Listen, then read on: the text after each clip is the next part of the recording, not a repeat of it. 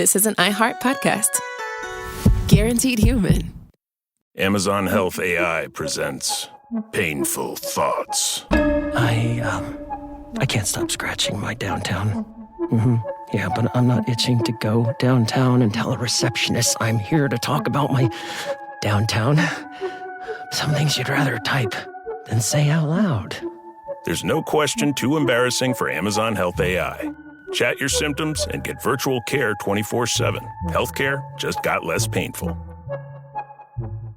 Support for the show comes from Public, the investing platform for those who take it seriously. On Public, you can build a multi-asset portfolio of stocks, bonds, options, crypto, and now generated assets, which allow you to turn any idea into an investable index with AI. It all starts with your prompt. From renewable energy companies with high free cash flow to semiconductor suppliers growing revenue over 20% year over year, you can literally type any prompt and put the AI to work. It screens thousands of stocks, builds a one-of-a-kind index, and lets you backtest it against the S&P 500. Then you can invest in a few clicks. Generated assets are like ETFs with infinite possibilities, completely customizable and based on your thesis, not someone else's. Go to public.com/podcast and earn an uncapped 1% bonus when you transfer your portfolio. That's public.com/podcast. Paid for by Public Investing. Brokerage services by Open to the Public Investing Inc. Member FINRA and SIPC. Advisory services by Public Advisors LLC, SEC registered advisor. Generated assets is an interactive analysis tool. Output is for informational purposes only and is not an investment recommendation or advice. Complete disclosures available at public.com/disclosures.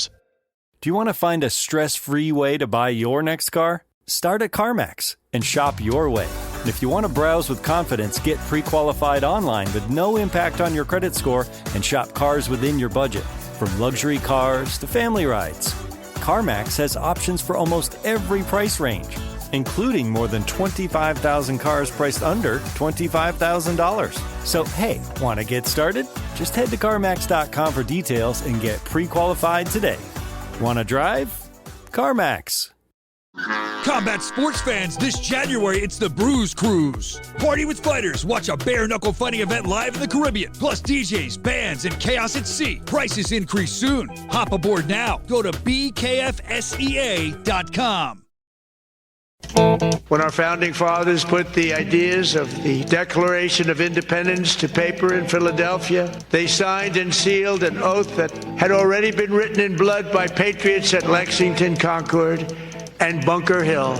Their sacrifice birthed the most incredible and exceptional nation in all of history. And our nation is doing better today than it's ever done before. You're listening to the 47 Morning Update with Ben Ferguson. Good Tuesday morning. Nice to have you with us on the 47 Morning Update. And we've got major movement coming out of Iran. First up, President Trump negotiating with everyone in the world able to see exactly what he thinks about uranium in Iran. And he put out a very clear statement. We're not messing around. Also, we look like we may be getting closer to a real deal. Now, what will be in that deal? And there's a real timeline now for fully reopening the Strait of Hormuz. The question is, what will Iran do? And will they screw it up? It's the 47 Morning Update, and it starts right now. Story number one. Donald Trump has come out with a new message on Truth Social regarding Iran's enriched uranium stockpile. And here's exactly how President Trump framed it. Trump said, quote, "The enriched uranium nuclear dust will either be immediately turned over to the United States or be brought home and destroyed, preferably in conjunction and coordination with the Islamic Republic of Iran, or destroyed in place or at another acceptable location." That line instantly sent shockwaves through not only Washington, but also the Middle East. And then it had a big impact in the international diplomatic circles. Why? Because this wasn't Trump talking vaguely about negotiations. This was the President of the United States publicly declaring that Iran will not be allowed to keep enriched uranium, period.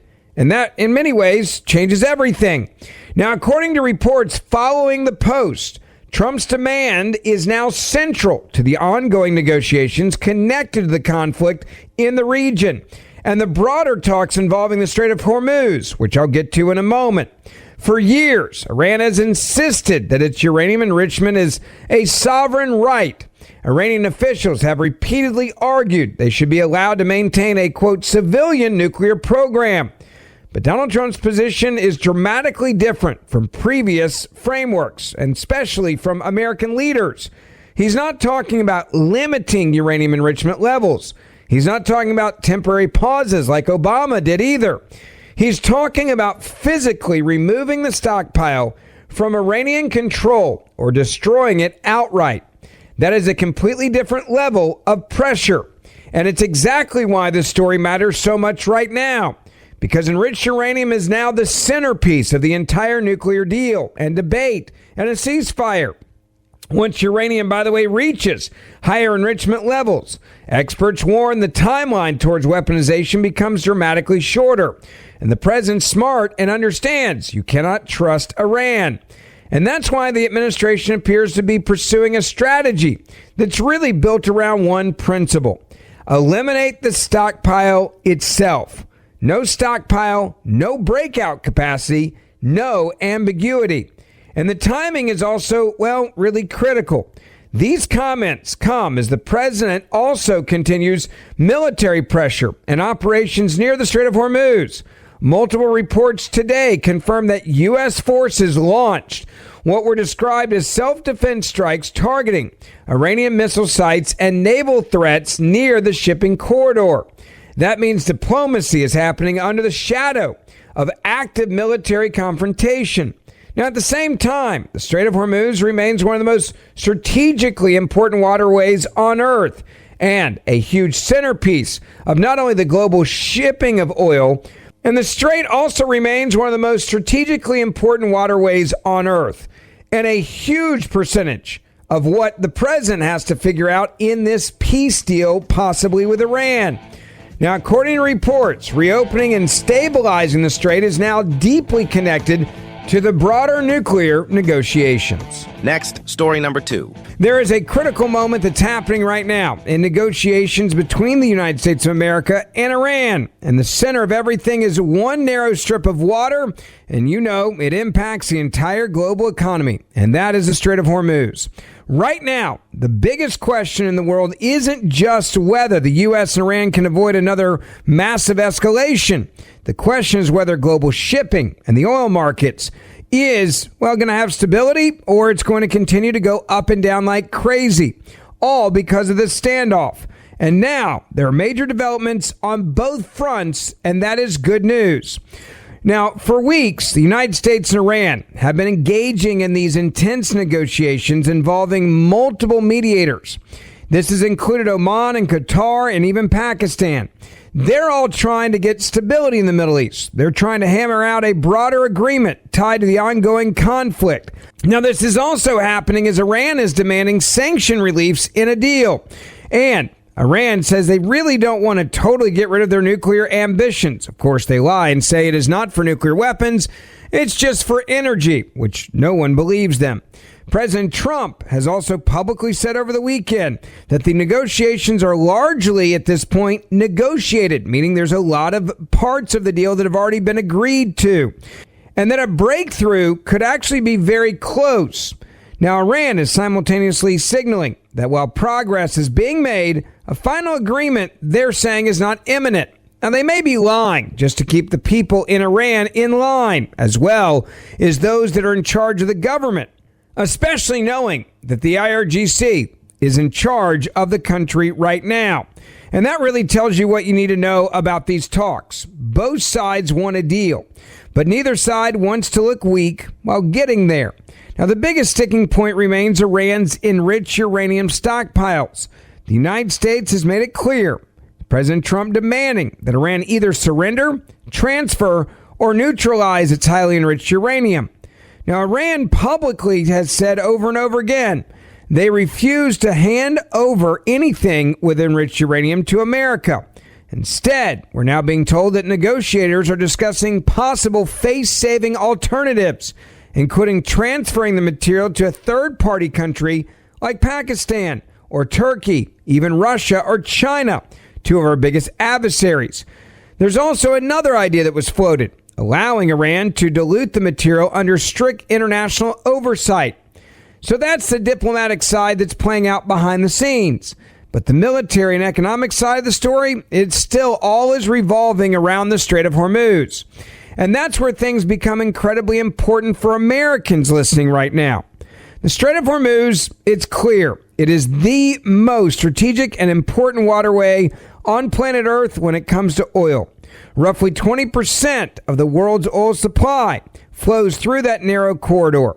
When it is disrupted, we've seen what's happened. Oil prices have spiked. The shipping costs also skyrocket. Inflation, then the risk of it grows. And the global markets do what they do best. They flat out panic. So the big question is this: is the Strait of Hormuz open or is it closed right now? The honest answer is this: it's partially open, heavily contested, and not operating in a normal atmosphere, meaning boats are not just coming and going as they need to. Now, commercial shipping is resumed in limited forms in some areas, but the situation remains, as they describe it, unstable and highly militarized. The United States naval presence remains enormous in the region. With Iran, they're continuing to use threats, inspections, even proxy pressure, and maritime leverage as bargaining tools to get what they want in this peace deal. Now, according to the latest reporting today, negotiators are now discussing a new framework that would fully open the strait roughly 30 days after a formal peace agreement is signed. Now, during that period, Iran would reportedly begin removing naval mines and halt transit fees and restrictions tied to the conflict. Now, that is a huge development. It also means something critical. The strait is not fully normalized yet. If it were fully open and secure, there would be no need for these negotiations to reopen it. And remember how we got here. After the broader conflict escalated earlier this year, Iran used any leverage they could have, and they moved aggressively to disrupt shipping through the strait. The United States then responded with naval operations, escort missions, and eventually that naval blockade targeting Iranian ships' activity in the waterway. Now, at this point, commercial traffic through the region nearly collapsed. Insurance costs for tankers exploded. Oil markets then panicked, and global shipping companies rerouted their vessels, costing time and money. Some tankers simply refused to transit the area altogether, and the world was reminded how fragile global energy infrastructure really is. Now, the U.S. then launched their maritime operations. That was in theory designed to reopen commercial transit and also deter Iranian interference. Those operations included escort missions, mine clearing efforts, and aggressive naval enforcement actions. Now, Iran, meanwhile, they tried to leverage this crisis politically. One proposal from Tehran reportedly included creating a new Persian Gulf shipping authority that would effectively route traffic through Iranian-controlled procedures and potentially would impose tariffs or fees. Gulf Arab states strongly opposed that idea, warning that it would hand Iran too much control over international commerce. And that's where the geopolitical chessboard, well, it gets really fascinating. Because this isn't just about Iran and America any longer. China is now watching closely because China depends heavily on the oil shipments through the strait. Europe is also watching energy prices directly impact their economies. And even more importantly than that, the Gulf states, well, they're watching because their financial futures literally depend on stable exports. And if they don't have it, they don't get the money they need. Now, there's also the war aspect of this. Israel is watching all this because any sanctions relief or nuclear promises, they affect their security and the regional security as well. And Russia, they're also watching as intently as we are because instability in the global energy markets benefits Moscow financially in a way that can alter and change their war with Ukraine. And that's why these negotiations have become so complicated. This isn't simply a bilateral nuclear discussion any longer. It's a negotiation about energy, military power, shipping lanes, proxy wars, regional alliances, and global economic stability. Now, politically, both sides are trying to claim there's real momentum. Some of it's flat out lies from the Iranian government trying to keep their people in line. Iran is telling its domestic audience that it did not surrender, it did not hand over uranium outright, and forced Washington, they say, into broader negotiations rather than unilateral capitulation. So here we are at possibly what could be the beginning of the end of this conflict. The question is, will cooler minds prevail in Iran?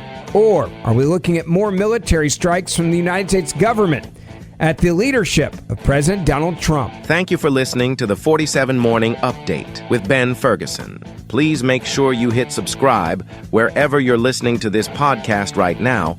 And for more in-depth news, also subscribe to the Ben Ferguson podcast, and we will see you back here tomorrow. This January, Bare Knuckle Fighting Championship takes over the ocean. The inaugural Cruise sails from Miami to the Bahamas aboard the Norwegian Jewel. 3 straight days with pool deck bare knuckle fights in the Caribbean, massive parties, beach events, DJs, cigars, tequila tastings, and non-stop action. The lineup reveals coming soon. Cabins are disappearing fast, and the prices won't stay this low. Reserve your spot with just $200 down at BKFSEA.com. This is Sophia Donner from OK Storytime. This summer, find your next obsession on Prime Video. And listen, we're not saying you need another obsession, but there could be a lot worse ones. Steamy romance, addictive love stories, and the book-to-screen favorites you've already read twice, so why not watch them a third time? Off Campus, Elle, The Love Hypothesis, and more. Slow burns, second chances, chemistry you can feel through the screen, and it makes you wish you were actually in that movie. We've got binge-worthy series, can't miss movies, perfect for when you're ignoring your own problems or procrastinating, as one does. Your next obsession is waiting. Watch only on Prime. Ryan Reynolds here from Mint Mobile with a message for everyone paying big wireless way too much. Please, for the love of everything good in this world, stop. With Mint, you can get premium wireless for just $15 a month. Of course, if you enjoy overpaying, no judgments, but that's weird.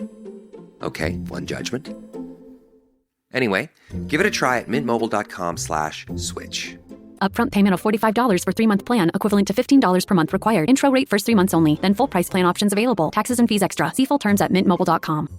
Taco Bell's new jalapeno citrus salsa adds a tangy twist to the Cantina chicken menu. A sweet and spicy, bright, citrusy burst of flavor made with real red jalapenos and guajillo chilies. Try it with a rolled quesadilla, and you will absolutely be, well, I don't want to give it away. You need to try it for yourself.